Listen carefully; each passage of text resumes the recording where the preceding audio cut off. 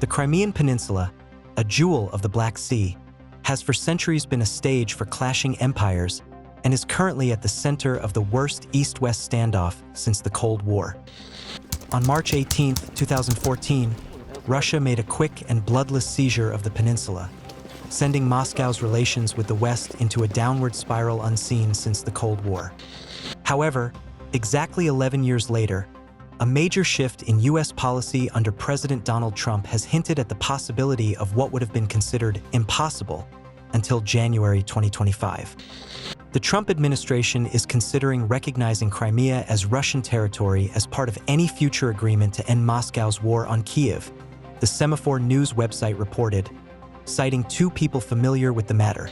According to Semaphore, Trump administration officials have also discussed the possibility of having the U.S. urge the United Nations to do the same. Such a request would align the U.S. with the position of Russian President Vladimir Putin, who has long seen Crimea as his nation's territory. In the midst of an unexpected thaw between the U.S. and Russia, Trump on March 16 told reporters that negotiators had already discussed dividing up certain assets in Ukraine. Semaphore claims Trump has not formally made any decisions, but Crimea is on top of the list. Were Trump to unilaterally recognize Crimea as Russian territory right now, he would be immediately giving up perhaps the most important negotiating card in all of these discussions, seemingly for nothing in return. The Trump administration has talked openly about the need for Ukraine to make territorial concessions to Russia in order to bring the three-year war to an end. We want, like you, a sovereign and prosperous Ukraine.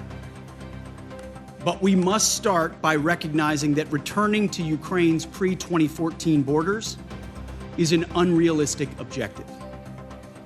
Chasing this illusionary goal will only prolong the war and cause more suffering. The U.S. president himself has said in the past that he's willing to consider Crimea to be part of Russia. Trump first floated the idea years before Russia launched its full-scale invasion of Ukraine. But you know, the people of Crimea, from what I've heard, would rather be with Russia than where they were. And you have to look at that also. Trump said during a 2018 interview with ABC News' George Stephanopoulos. Trump's remarks mirror what the Russian president has been saying all along. According to Putin, in the minds of people, Crimea has always been and still is an inseparable part of Russia. However, Putin's claims on Crimea have been shown to be unfounded by the region's bloody past.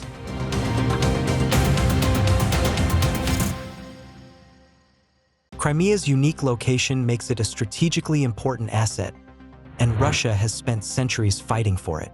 Crimea's turbulent past has been shaped by not just two, but three significant powers: the Ottoman Turks, Russians, and Ukrainians. Long before being first annexed by Russia, Crimea was home to Turkic-speaking Tatars. The peninsula had been an Ottoman protectorate for 300 years before Russian Empress Catherine the Great first annexed it in 1783. This was a decade after the Russian Empire defeated Ottoman forces in the Battle of Kozludza. Crimea's centuries-long past under the Ottoman Empire is in stark contrast to the historical facts Putin cites as justification for his territorial expansion.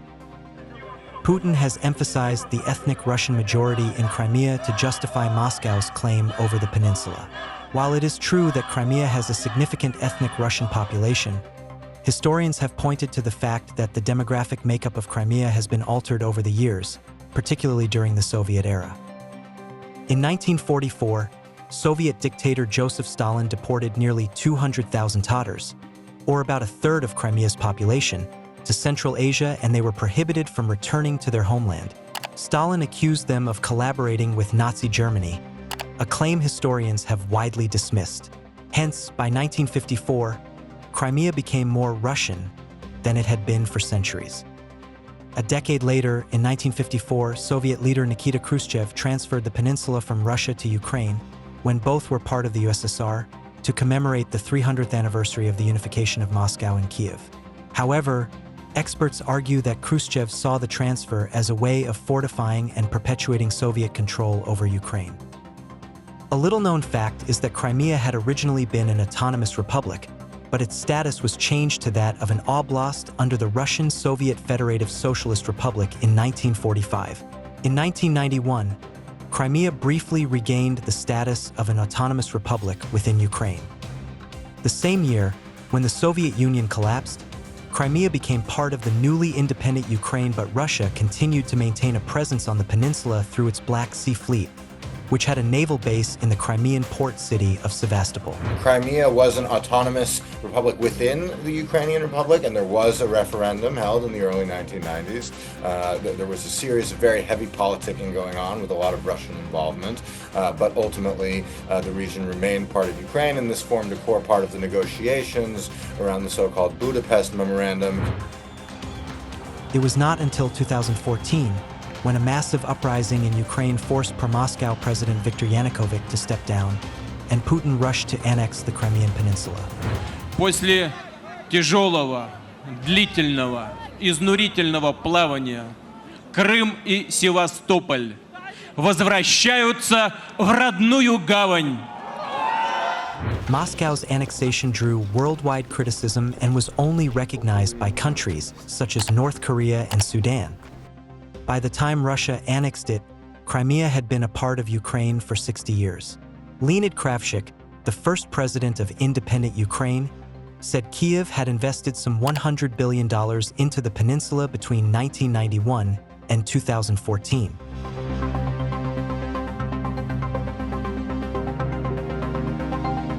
Turkey's historical relationship with Crimea, particularly through the Ottoman Empire and the Crimean Khanate, does raise the question of potential claims.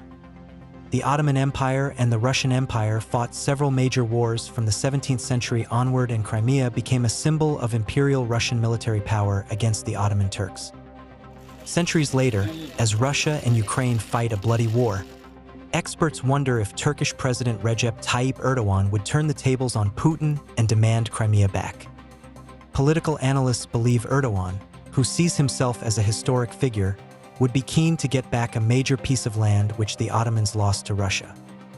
Erdogan has emerged as a major political leader in the Muslim world, and reclaiming Crimea would mean protecting another oppressed Muslim people, the Crimean Tatars.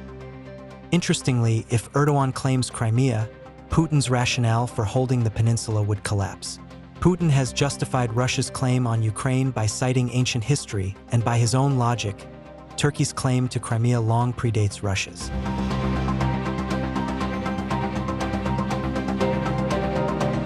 Experts say that Kyiv, whose internationally recognized territory remains under Russian occupation after 11 years of Ukraine, may try to inflict a bigger loss to Moscow by proposing autonomy to the peninsula under joint Turkish-Ukrainian authority.